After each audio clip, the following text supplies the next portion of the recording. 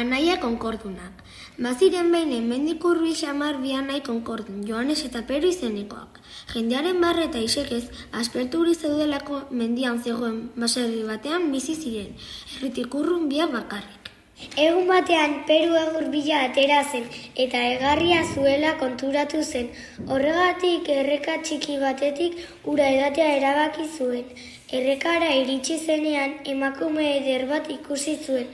Berarekin hitz egiteko irrikan zegoen, baina ez zuen bere lepo barre egiterik nahi. Horrexegatik ez zen emakume ederraren gana hurbildu ere egin. Baina Peruren ustekaberako emakume ederra berari hurbildu zitzaion. Kaixo, Graziana dut izena. Hemen hurbilean bizi altzara? Bai, erantzun zen Peru. Ba ezin dudan hemen dilenago ikusi. Lagunak izatea nahi alduzu? Modu honetan egin zuen Peru bere lehenengo laguna. Egun hartatik aurrera erreka baztarrera bisitaz sarriagoak izaten hasi ziren. Biak berez tezinak bihurtu arte. Egun batean Peru korrela esan zion Grazianari. Oso atsegina da jendea hurbilean izatea. Konkor madarikatu hau ez banu herrira maizago joango nitzake eta lagun gehiago izango nituzke. Nik lagunduko dizut? Erantzun zion Grazianak Peruri. Bai! Galdetu zion Peruko harritu eta begia zabal zituela. Nola? Oraindik ez dizut esan, baina badugu denboratxo bat ezagutzen dugula elkar. Ta nire sekretua kontatzeko mementua iritsi dela uste dut. Sorgina naiz.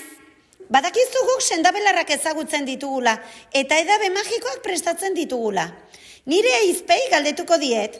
Denen artean ziur zerbait lortuko dugula zure arazoa konpontzeko. Benetan diozu? Galdetu zuen Peruk itxaropenez beterik. Bai, gaur ostirala denez akelarria daukagu. Nirekin etorriko zara eta iristen garenean gure ondoan jarriko zara eta guk egiten dugun guztia egin beharko duzu. Hori bai, oso garrantzitsua da bertso hauek ikastea. Laino guztien azpitik, sasi guztien gainetik, hemen gauden sorginak, elkar gaitezela beti! Peru buruz ikasteko bertsoa kantatu eta kantatu aritu zen. Akelarreko mementoan ez duen inongo arazorik izan eta bertsoa zuzen kantatzeko gai izan zen. Akelarreko saioa bukatu zenean eta Grazianaren eskaerari kasu eginez, Peruri sorgin guztien artean konkorra kendu egin zioten.